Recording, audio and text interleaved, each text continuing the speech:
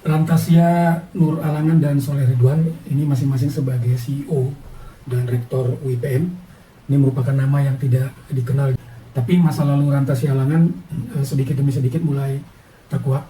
Dulu Rantasya ini memang pernah punya pekerjaan yang normal, ya, bersama sebuah stasiun TV lokal di Banten. Rantasya orang yang sudah lama aktif dalam kegiatan berburu harta karun Soekarno, ya, yang menamakan dirinya BIP 45, ya.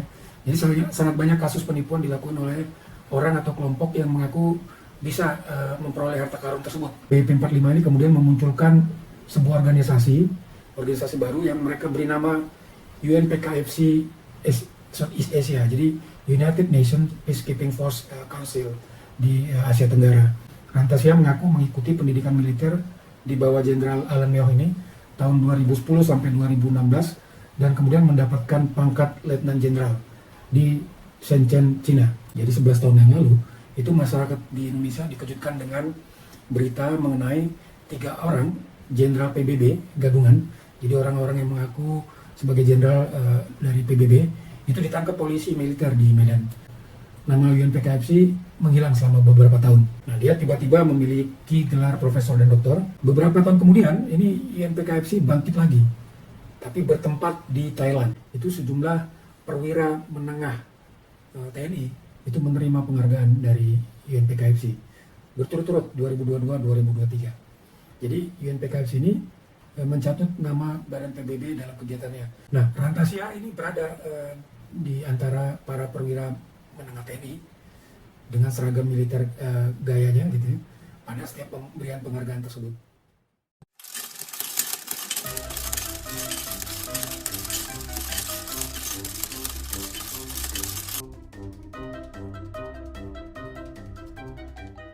Rantasya, Nur Alangan, dan Soleh Ridwan ini masing-masing sebagai CEO dan Rektor UIPM.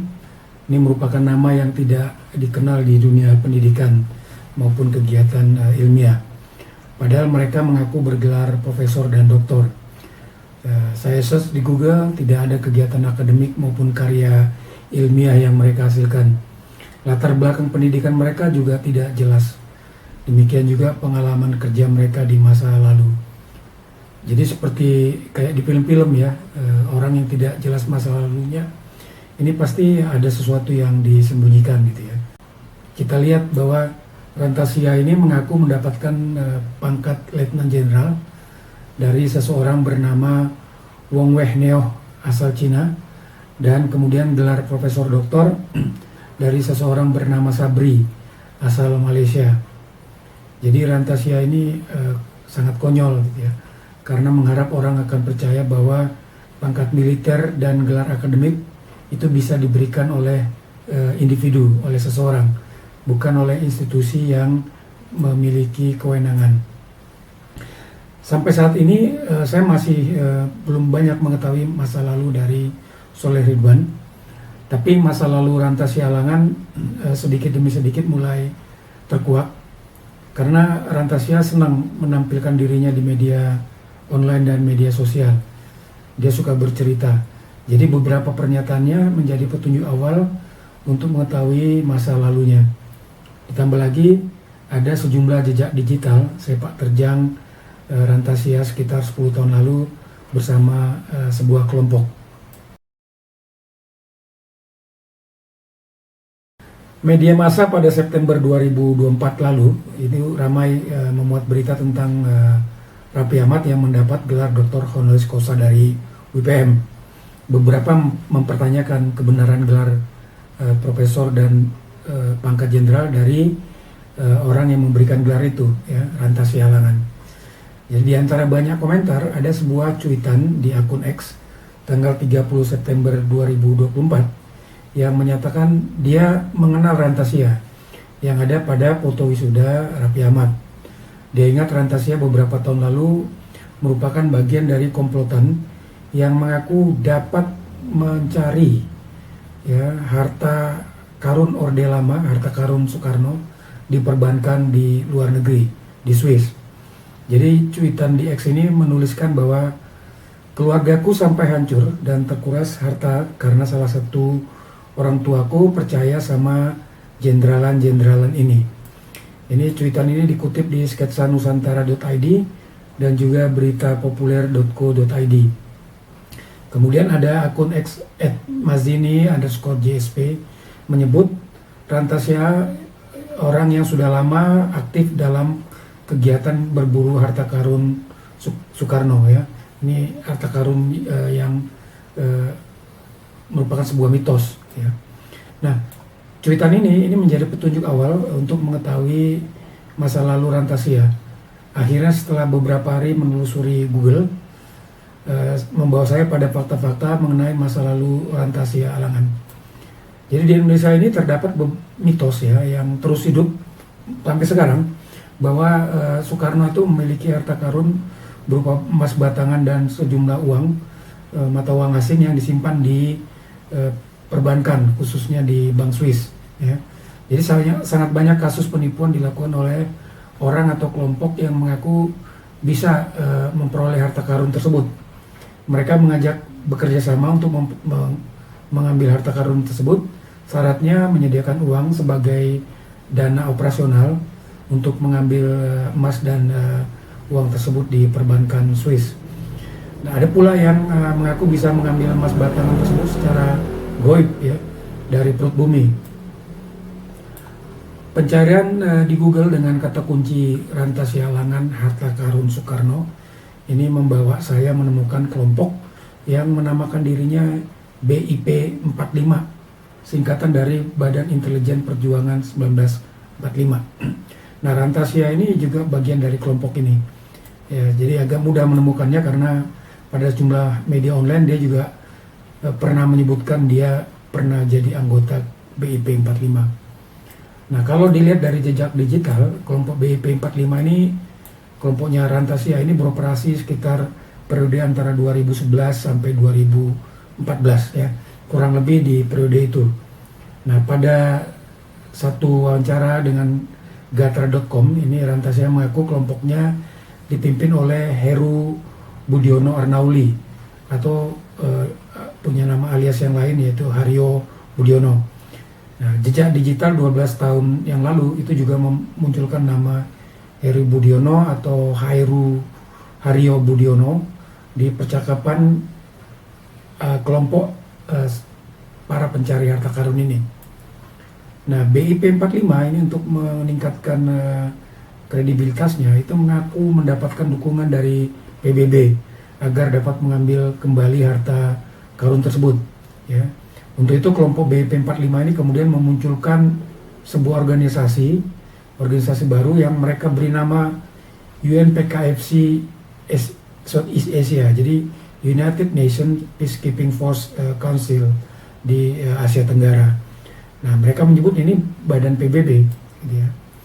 Jadi badan PBB yang mereka bikin sendiri. Di sini muncul seseorang bernama Wong Weh Neoh ya, atau juga sering disebut sebagai Alan Wong Weh Neoh atau teman kelompoknya menyebut King Alan gitu ya. Nah, Rantasya beberapa kali pada media online itu menyebutkan Alan Wong Weh Neoh ini sebagai Jenderal PBB yang bermarkas di Cina.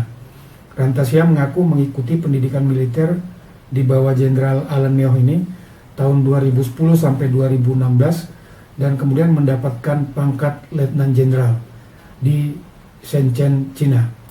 Nah, kita bayangkan ya, apa masuk akal pendidikan militer di negara asing selama 5 tahun kemudian bisa mendapatkan pangkat Jenderal Bintang 3. Karena pendidikan militer itu kalau keluar negeri itu hanya mendapatkan keterampilan ya, bukan pangkat. Kelompok yang menggunakan nama BIP 45 itu tidak hanya kelompoknya Rantasya. Jadi ada kelompok lain juga yang sama-sama mengaku sebagai BIP 45. Jadi kelompok dengan nama BIP 45 yang lain ini dipimpin oleh Munandar Wijaya alias Wijaya Kusuma. Pemimpin kelompok ini menggunakan gelar profesor doktor di depannya, juga gelar bangsawan ya. Nah, kedua kelompok ini punya logo yang mirip ya, hampir sama. Kalau kelompok Munandar ini logonya Garuda menghadap ke samping, sementara kelompok BIP-nya Rantasia ini burung Garudanya menghadap ke depan gitu ya. Nah, kalau kelompok BIP-nya Rantasia mendirikan UNPKFC Southeast Asia dan mengklaim bahwa seolah-olah mereka didukung oleh PBB, nah kelompok BIP yang dipimpin Munandar Wijaya ini mengaku dipercayai dan diberi gelar sebagai Panembahan Agung atau penasihat oleh Keraton Demak Gelagahwangi. Ya. Ini ada kelompok yang menyatakan dirinya sebagai Keraton Demak Gelagahwangi. Ini muncul kelompok ini pada tahun 2009 ya. Jadi baru kali ini saya mendengar di Demak itu ada keraton yang bernama Keraton Demak Gelagahwangi. Baru muncul tahun 2009. Nah, pada situs Keraton Gelagahwangi ini, kelompok Munandar ini pada tahun 2014 itu pernah memamerkan sejumlah gambar-gambar, foto-foto ya, yang mereka sebut bukti-bukti pencairan harta karun Soekarno. Nah, kedua kelompok ini, BIP Munandar dan BIP Rantasia, ini pada masa itu ya, periode tahun 2012 hingga 2014, ini tampaknya tidak akur gitu ya. Ini bisa dilihat dari percakapan di situs media online kelompoknya Keraton Demak Gelagahwangi ini. Jadi pada pertengkaran di media sosial tahun 2014 itu disebut-sebut nama Allen Wong Weh Neo, Rantasia, dan Adityo Mataram. Ya, ini pada percakapan itu Rantasia dicemooh ya sebagai tukang edit foto dengan Photoshop, sementara mereka juga menanyakan di mana King Allen dari Mongol itu berada gitu ya, karena Allen ini juga mengaku sebagai pewaris harta dari kekaisaran Mongol yang sudah nggak eksis lagi. Nah, sebelum bergabung di BIP 45, ini Rantasia memang pernah mengaku pada sebuah media online bahwa dia dulu memang pembuat sketsa gambar ya dengan menggunakan Photoshop. Jadi membantu seorang paranormal yang bekerja untuk kepolisian di Jakarta. Jadi paranormal ini membuat sketsa, Rantasia membantu. Nah, Rantasia mengaku dia memiliki keahlian untuk menggunakan aplikasi komputer untuk menggambar sketsa karena dia pernah kuliah di satu akademi swasta di Jakarta.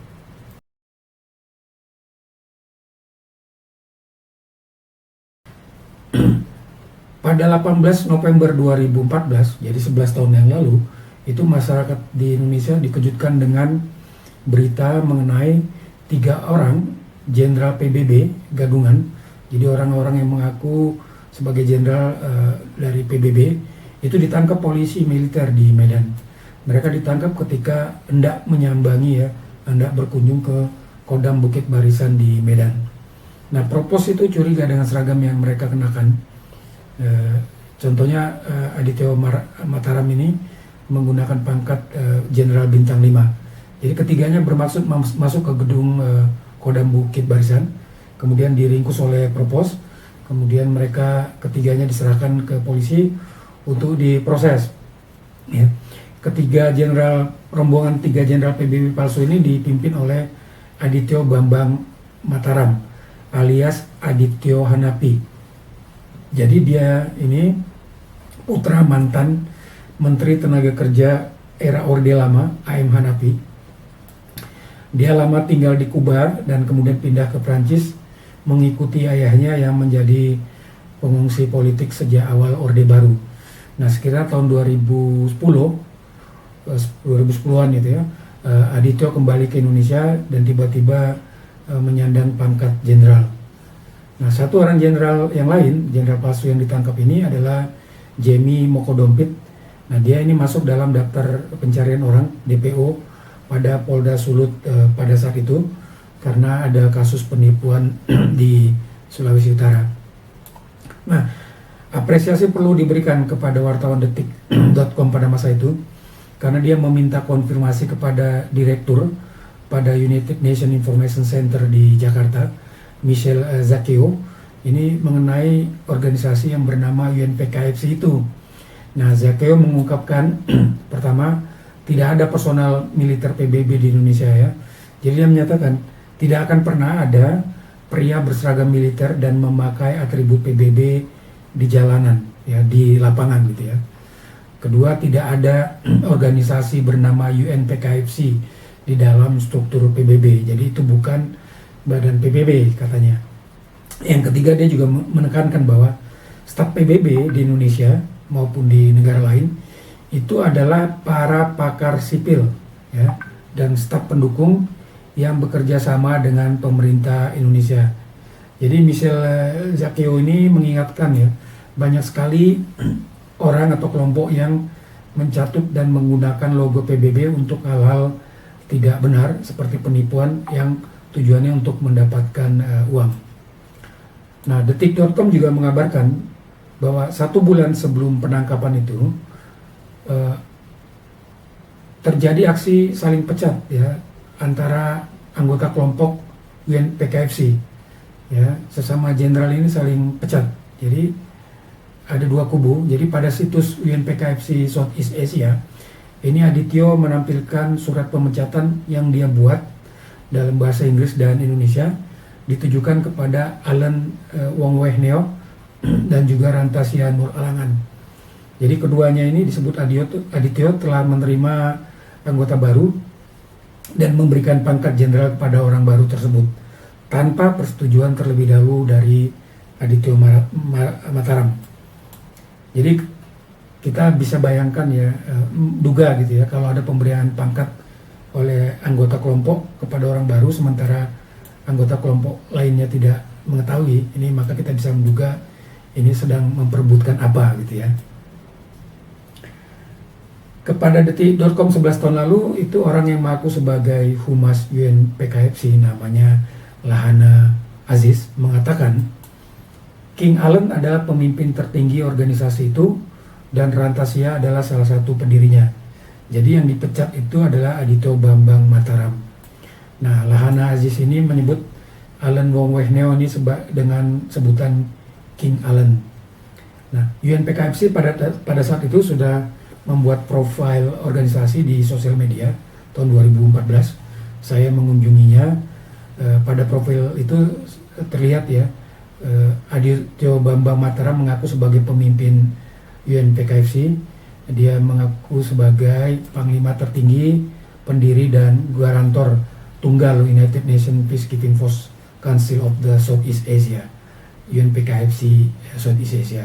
Jadi profil ini yang mengendalikan, yang punya akses itu Adityo Mataram. Nah, pada profil tersebut juga ada nama Alan Wong Weh Neo. Fotonya tidak tersedia, ya, dicopot gitu ya. Saya penasaran ini seperti apa sih wajah Wong Weh Neo ini, atau alias Alan Wong Weh Neo atau King Alan gitu ya kata kelompoknya. Nah, UNPKFC Southeast Asia ini memiliki logo gambar burung.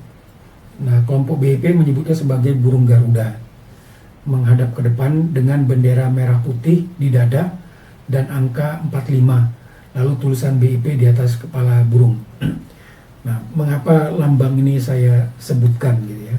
Nanti penonton akan lihat alasannya. Nah, setelah kejadian 3 jenderal gadungan dari UNPKFC ditangkap tahun 2014, itu UNPKFC ini tidak terdengar lagi, ya. Setelah beberapa tahun, masyarakat Indonesia kemudian mengenal nama Rantasia sebagai pimpinan UIPM, ya, kampus yang kontroversial itu. Nah, dia tiba-tiba memiliki gelar profesor dan doktor, ya. Dia menggantikan pimpinan UIPM sebelumnya, Khalid, atau disebut Tengku Khalid oleh kelompoknya, yang meninggal tahun 2019. Nah, tadi saya sebutkan bahwa kepada media online Rantasia ini menyebut gelar profesor dan doktornya itu dia peroleh dari Sabri, atau disebut juga Datuk Sabri, asal Malaysia tahun 2018. Nah, Sabri ini disebutnya sebagai pimpinan dari perkumpulan ahli bela diri sedunia. Ya, saya ulangi, gelar itu diberikan oleh seseorang, bukan dari institusi perguruan tinggi. Ya. Sedikit informasi mengenai Sabri. Sabri ini pernah divonis hukuman penjara tahun 2012, ya, karena kasus memalsukan dokumen yang dia lakukan tahun 1999. Itu untuk pembelian barang waktu dia bekerja di Universitas Mara di Malaysia. Jadi ada dokumen pembelian barang tapi barangnya tidak ada, ya.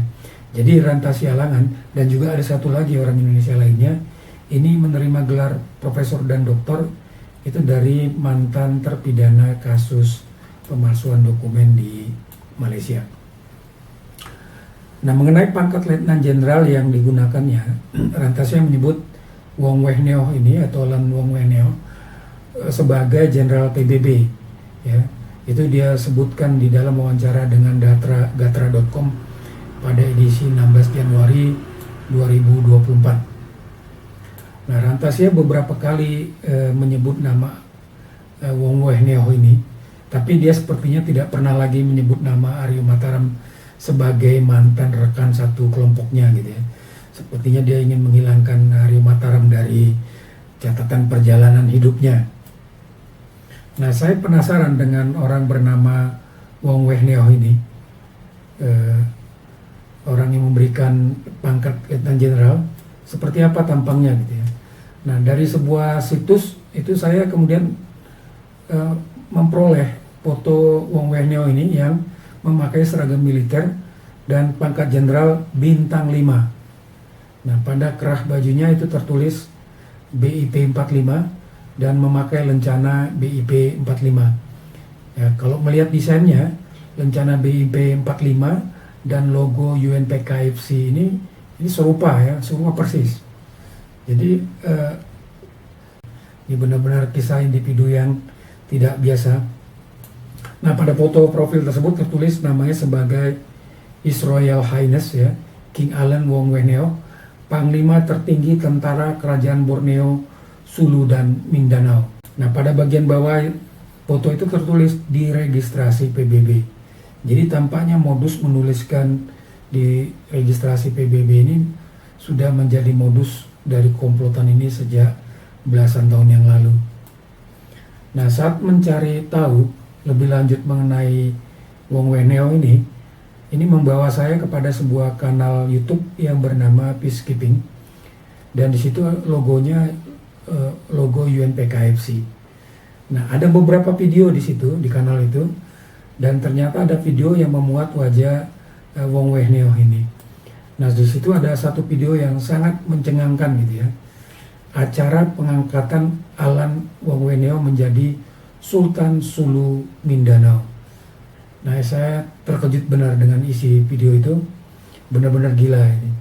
Jadi Wong Weh Neo ini memulai aksi penipuannya itu di Malaysia belasan tahun yang lalu, dia beberapa tahun di Malaysia. Jadi kanal YouTube Peacekeeping ini memang terkait dengan Rantasya. Video-video pada kanal ini ditaruh di tahun 2014, 11 tahun yang lalu. Jadi tahun 2014 ini adalah tahun di mana Rantasya Sialangan dan Alan Wong Weh Neo ini sedang bertikai dengan Aryo Mataram, rekannya di UNPKFC. Nah, saya menemukan sejumlah hal yang membingungkan awalnya. Saya menemukan sejumlah video milik stasiun Banten TV. Jadi Banten TV dulu namanya Baraya TV, kemudian menjadi Banten Raya TV, lalu menjadi Banten TV. Nah, ada beberapa program liputan Banten TV dan potongan video awal pembuka program, kita sebut bumper gitu ya, logo. Itu ditaruh di kanal itu ya. Nah, pertanyaannya kenapa video-video program milik Banten TV ada di kanal UNPKFC? Karena Banten TV dan UNPKFC ini kan adalah dua pihak ya, dua entitas yang tidak ada hubungannya sama sekali. Nah, jawabannya adalah pada pribadi Rantasya, karena dia pernah bekerja untuk Banten TV dan sekaligus bagian dari komplotan UNPKFC. Mengapa saya bilang dia pernah bekerja untuk Banten TV? Kita lihat video di dalam kanal itu. Nah, salah satu yang ditaruh di kanal YouTube tersebut adalah video aksi Rantasya sedang melakukan aksi sulap, trik sulap gitu ya. Di video tersebut Rantasya memperagakan sulap mengangkat beban tubuh manusia menggunakan kertas koran yang disebutnya penggunaan tenaga dalam. Nah, tapi yang menjadi perhatian saya adalah seragam dengan tulisan Banten TV yang dikenakan oleh Rantasya. Nah, orang di sekelilingnya itu juga memakai seragam kerja dengan desain warna yang sama gitu ya. 5 detik ya. Itu tingginya berapa senti Pak kira-kira tadi? Kira-kira ada 30 cm. Oke. Itu kenapa bisa keangkat tuh? Ini kok masih konsentrasi penuh lagi. Nah, karena juga konsentrasi penuh sampai sini kita. Berarti sebelum atau sekitar tahun 2014 ya, kemungkinan besar Rantasya Alangan ini memang pernah bekerja untuk Banten TV. Nah, beberapa materi yang ditaruh di kanal itu adalah potongan-potongan video pembuka program acara gitu ya, bumper atau logo dari Banten TV. Jadi kalau potongan video ini kan bukan materi yang menarik untuk dilihat umum ya. Nah, Rantasya atau orang terdekatnya mungkin menaruh sejumlah video pembuka program acara ini sebagai dokumentasi kenang-kenangan pribadi, kenangan tempat kerja dia dulu. Jadi aneh memang kanal YouTube yang bisa dilihat umum itu diperlakukan seperti layaknya folder file gitu ya, folder file pribadi.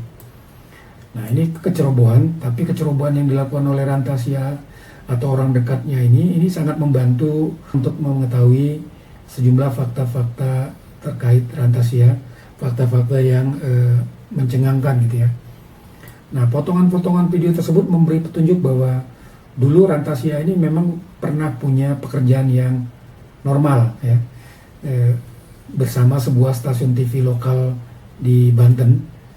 Ini pekerjaan yang cocok dengan keahliannya yang biasa melakukan edit foto maupun multimedia.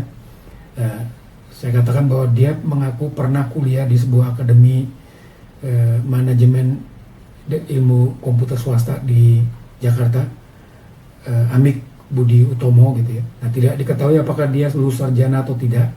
Setidaknya mungkin itulah kuliah normal yang pernah dia lalui. Setelah 3 jenderal PBB gadungan dari kelompok UNPKFC ditangkap polisi militer di Medan tahun 2014, nama UNPKFC menghilang selama beberapa tahun. Apalagi dalam komplotan tersebut ya, terdapat 2 kubu yang saling bertikai.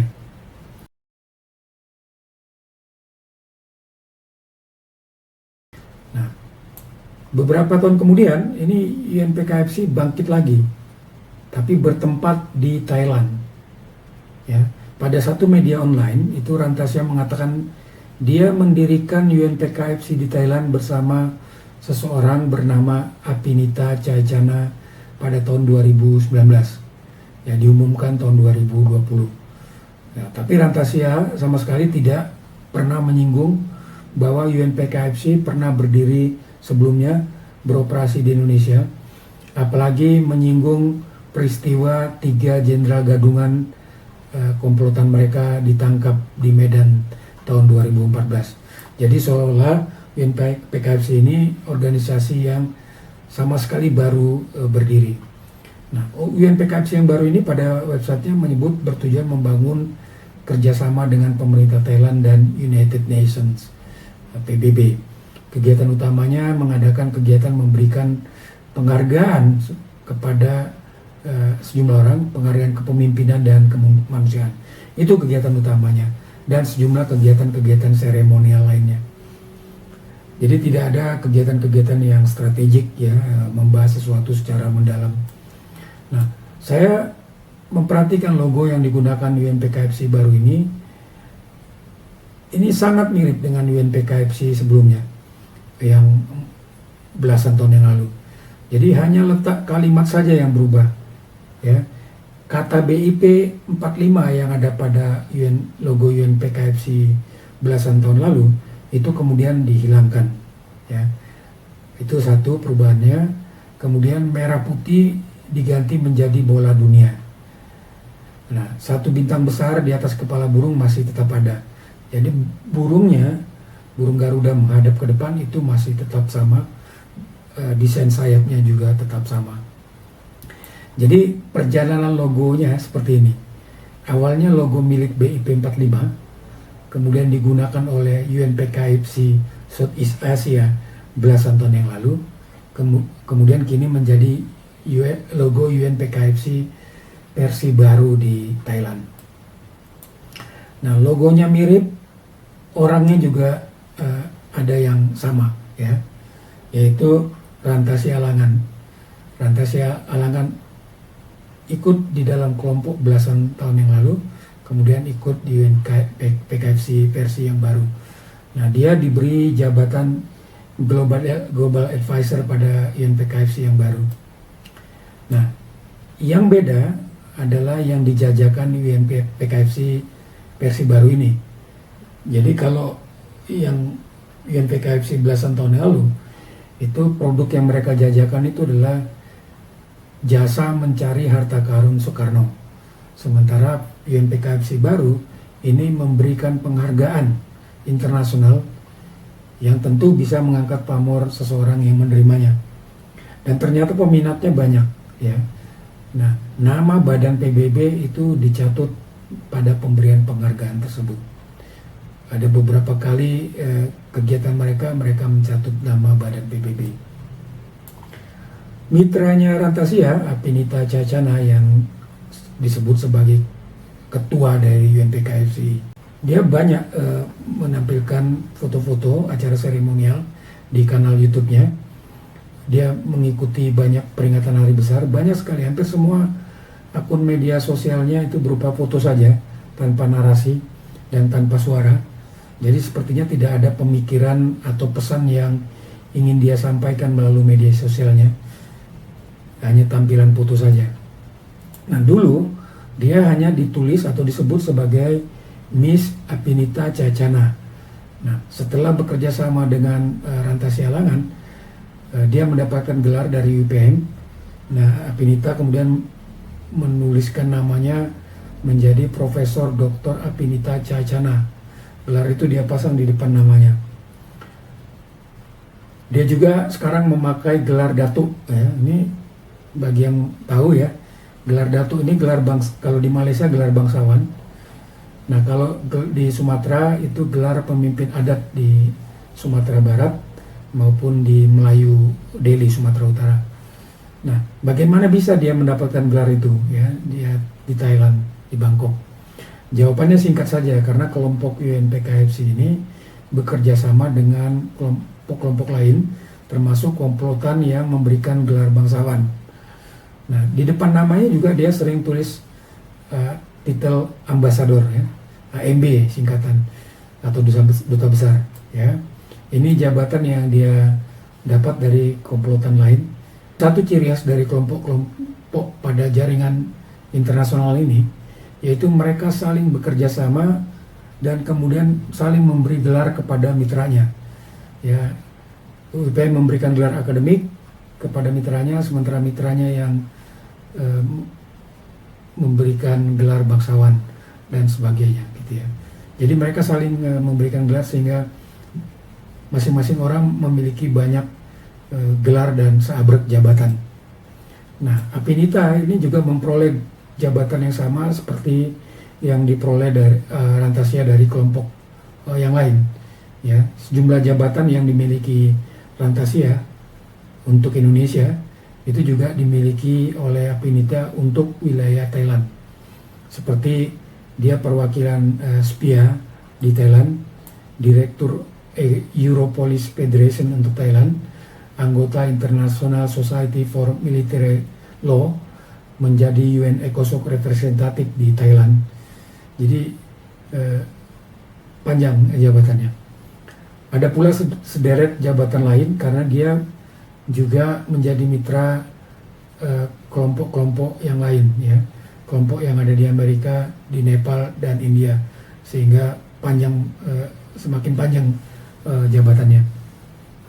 Nah, kegiatan utama UNPKFC ini adalah menyelenggarakan acara untuk memberikan penghargaan kepada sejumlah orang, ya, mulai dari tahun 2022 dan 2023, lanjut 2024.